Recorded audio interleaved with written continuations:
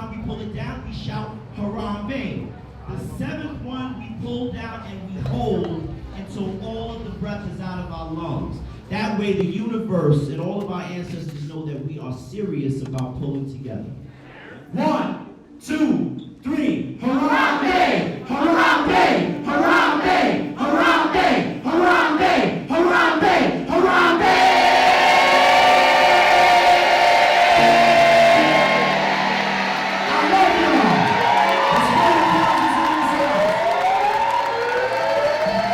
Hi, my name is Kerry, Coddett, and I'm Krystal and we are the co-founders of Kwanzaa Crawl. Welcome to the 4th annual Kwanzaa Crawl! Kwanzaa Crawl is a one-day celebration dedicated to supporting the Black-owned businesses in Brooklyn and Harlem, and it is Black excellence in motion. We founded Kwanzaa Crawl because we just saw a need for us to support one another. We think collective work and cooperative economics is very important, and we think that it's important that our money stays in our communities so that we can continue to grow and thrive and to be self-sufficient. So we thought that black bars was the way to go, because due to gentrification, the black bars are often the first to go. At the beginning of the event, they can expect a ceremony where we sing the Black National Anthem, we go over the principles and how the principles relate to the crawl, and then they meet their team leaders, which will accompany them as they disperse and crawl.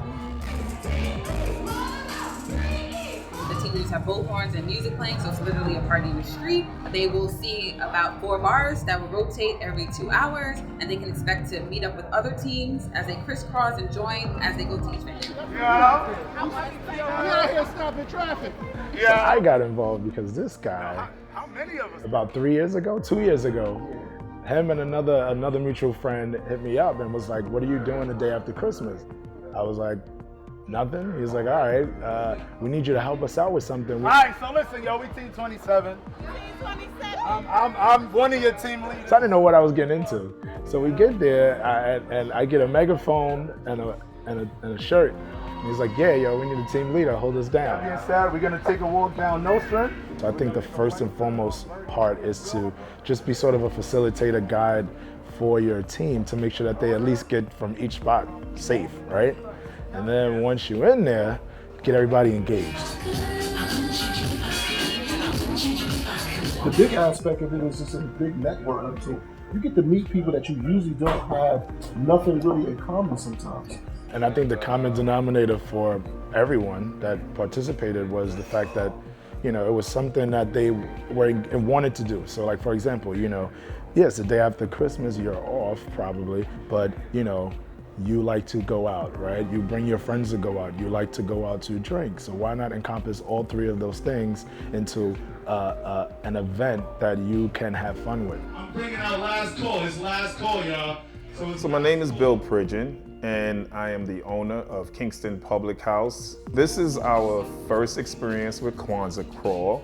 It was amazing. It was great. It was unbelievable just to see, you know, a Black-owned business being supported by our own. We got 3 more spots, right?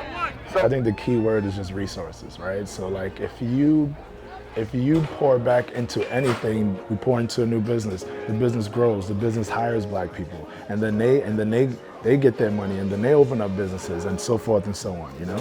Out of the 4 venues that we stopped at, I've only been to 1.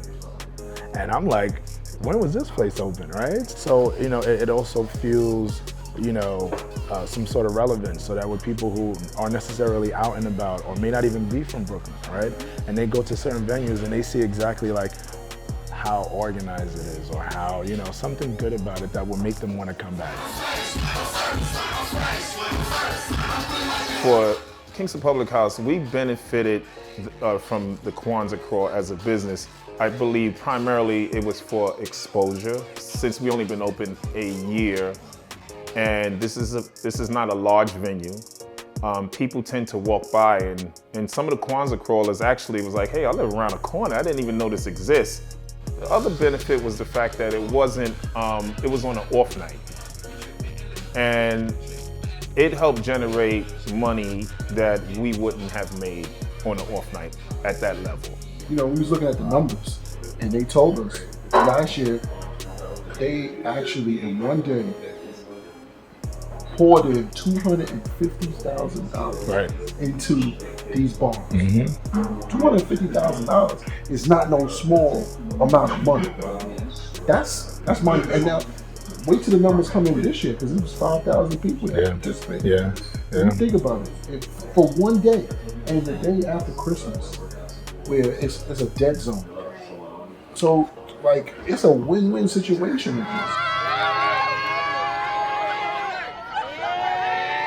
Kwanzaa Crawl to me is empowerment, right? I feel like, you know, it goes along once again with the sense of pride, with the sense of having something to belong to that you feel closely about, right? And we're not even talking about the drinking socialization aspect, but just being among your peers, a bunch of strangers for the entire day, and at the end of it, probably walk away with new friends, right?